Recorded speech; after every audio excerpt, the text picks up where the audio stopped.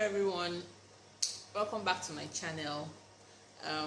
In my last video I talked about how this whole thing started and all the efforts we put through trying to get a diagnosis in Nigeria, and how there was no hospital that could actually tell us this is exactly what it is and this is what we can do. So I was fortunate enough to meet a doctor that actually advised me to seek medical help abroad.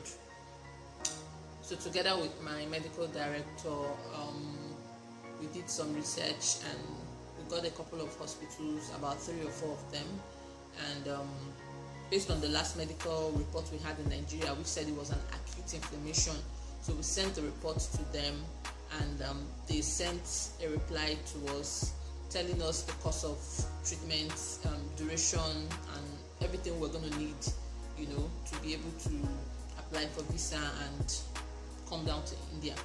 Now we're told a surgery was going to be done, and we're likely going to spend about 6 weeks in India, and we also needed a recommendation from the hospital that conducted the biopsy. So I went back to the doctor to get the medical recommendation, and doctor refused to give me recommendation because he believed that he could actually handle the situation. He believed that this was something he could, put 2 or 3 specialists together, and they should be able to do the surgery themselves. And so I pleaded, but he actually totally refused. So I had to go back there another day. I had to go with my mom. I took my mom along. Now, trust mothers now, they know how to act drama.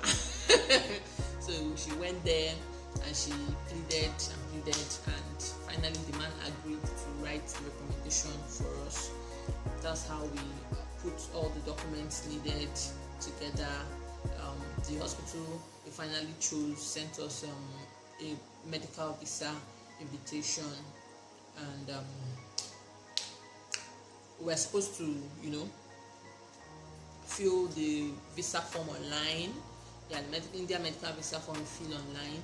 Then you pick a date to go for your interview.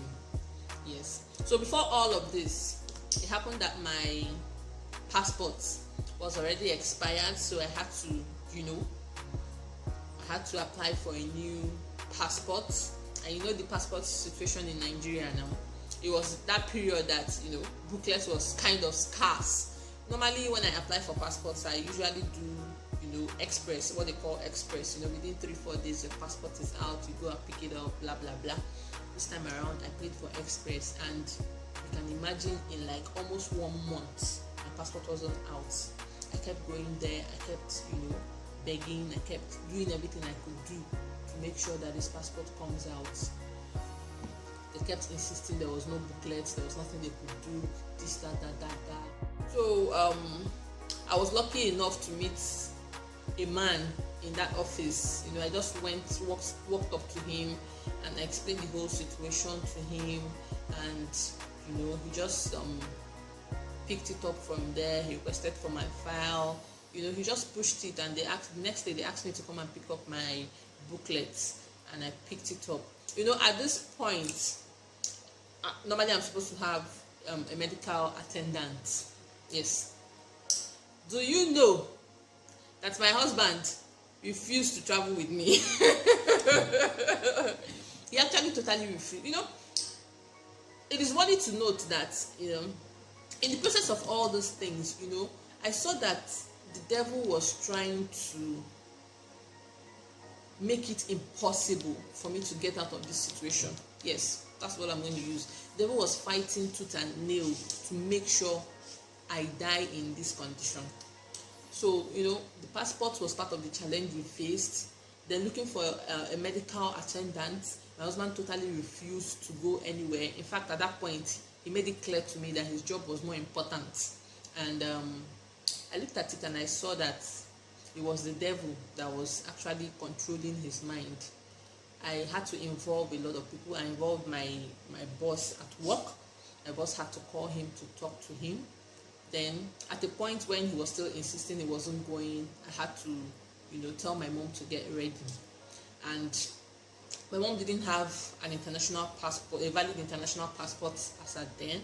So I was like, are we going to start, this whole passport process again from the beginning and have to wait another 1 month? So it was just in the process that somehow my husband just suddenly decided he was going to go, and we had to tell the hospital to resend an invite for the medical attendant, including the medical attendant. So that's how we got our documents ready, and we went for interview. Normally the Indian medical visa takes about 30 to 31 days. That's a full month to come out, but we're lucky enough to get our visa within 9 days. In fact, the day I got the call, I was actually at work and my phone rang, and I was told that my visa is ready. I could come by and pick up my passport. And after the visa came out, we booked our flights, and precisely on the 3rd of June 2018, we left Nigeria. We arrived in India on the 4th. The hospital had already made arrangements, hotel arrangements, and pick-up arrangements. So the driver picked us from the airport and dropped us at the hotel, and that's how we got to India. So the next day, which was on the 5th, the driver came to pick us from the hotel to the hospital, and from there they started their tests. I was told they were going to conduct an MRI, a PET CT scan, and so many blood tests. So we did all that, and we were told to go home and wait for the result of the tests. So after I think 2 days, yes, to come back to the hospital, that the reports of the test was out. So we went back, and they told us what they were suspecting, but that they will still not go ahead with treatment until they get a proper diagnosis. That it is very key they have a diagnosis so they can know exactly, what to use, the kind of treatment to use to tackle the issue. And so that day, a biopsy was done. They actually did a needle aspiration biopsy, because they were really surprised and shocked that my local doctors actually went ahead to cut something they didn't know what it was, that they were not supposed to have cut me, that they should have done a needle aspiration biopsy. For those who don't know, they just take this very, very long needle, it's way longer and thicker than the normal needle we know, and they just insert it and extract a sample of whatever it is they were extracting. Then they also did an excisional biopsy under my jaw here, because I had lymph nodes everywhere, swollen lymph nodes behind my ears, my earlobe, in fact it was everywhere, even on my armpits it was everywhere, but the biggest one was the one here. So they had to do an excisional biopsy here. So after all that, due to the fact that the results showed that my PCB was very low, they started me. That was when admission proper started. I was admitted immediately, and they started giving me treatments to boost my hemoglobin and all that, while waiting for the reports of the biopsy. So when the biopsy reports came out, we were told that the tumor board still has to meet to actually, get a diagnosis. So I think for 2-3 days back and forth, but I had meetings back and forth, trying to get to know exactly what this thing is and how to start up treatment. So after a couple of days, the doctor actually came into my ward, to my room, and said they finally decided on a diagnosis and a mode of treatment. You see, at that point, I didn't even know. I didn't even know what to do. I didn't know if I should be happy, or in fact, I was having mixed feelings because I don't know what they were going to say it was. And at that point, I told my husband, just to go and hear what they have to say. I will just stay here and wait for you. So that's how he went downstairs to the doctor's office, and he started by telling you all the story. Doctors now, they know how to talk to calm you down, and finally we were told he was told it was classical Hodgkin lymphoma, a type of cancer. And briefed on the course of treatment, the duration, and what they plan to do. So I was supposed to be started on chemotherapy for the first 3 months, and that means I was running for chemotherapy, every 15 days. As in, I do one today, but I wait for the next one will be in 15 days. So it was like 2 times in a month. Then they do PET scan after every 2 cycles. You have 2 sessions in 1 cycle, 2 sessions in 1 cycle. So after 4 sessions, they do a PET scan. And after briefing him, so he came upstairs to my room to tell me what the doctor said. You see, at that point, I was dazed. I was shocked. I started, asking myself a lot of questions. How can I have cancer? Are they even sure what they are saying? I don't drink. I don't smoke. Where did cancer come from? I don't think I know anybody in my family that have had cancer before. A lot of things just kept coming to my mind. I was like, at that point, I just started crying because I didn't know what else to do. I started crying, and almost immediately the doctors came in, and they came to also explain to me, what they need to do before they start treatment. They needed to do some tests. They needed to be sure that my body is even ready for the chemotherapy, because chemotherapy is not something you just take. Chemotherapy itself, and even if you're talking,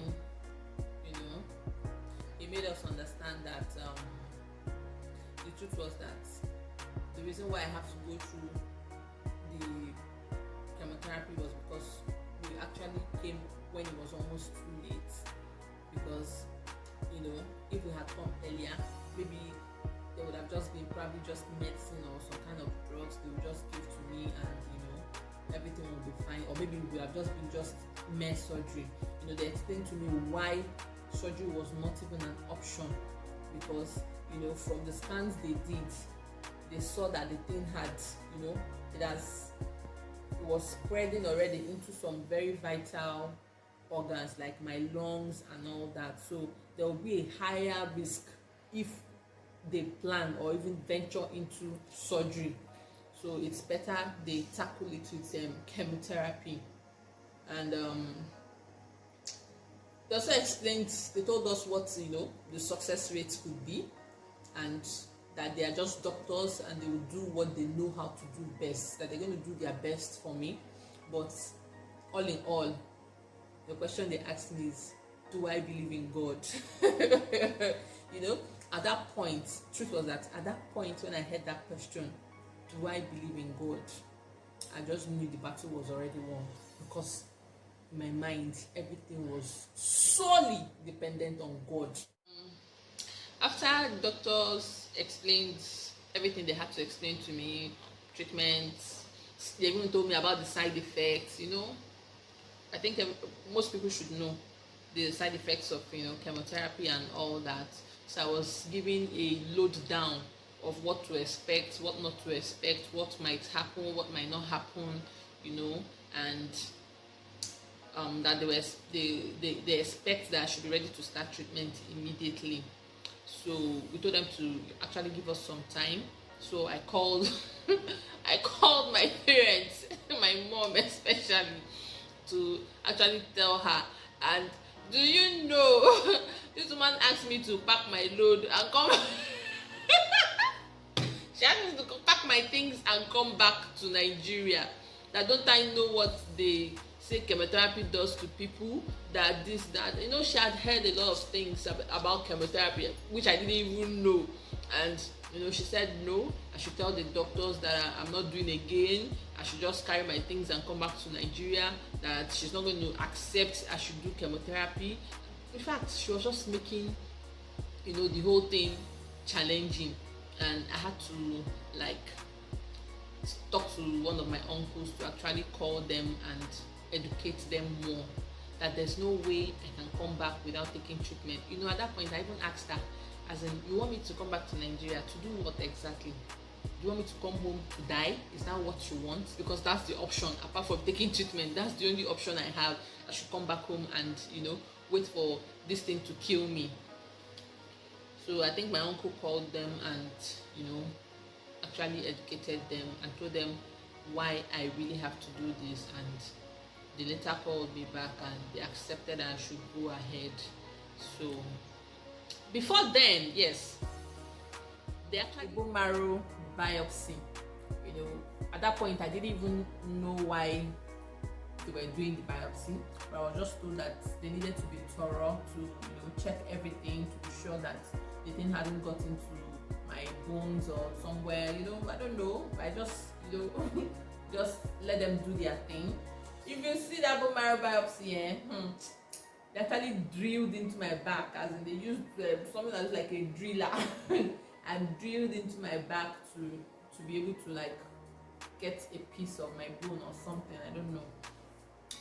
So that was how they did the biopsy, and I think the next day the report was out, and that next day was when I started chemotherapy proper. So I think I should stop here. In my next video I will actually upload pictures and some videos of some of the processes, and the funny thing, the reason why I'm doing this now, the funny thing is that some people still don't believe that I actually went through all those things. Some people don't even some people at my place of work that even saw me in that state, some of them still didn't believe. Some of them just felt I was in India enjoying myself. It wasn't funny, but thank God it's a story now.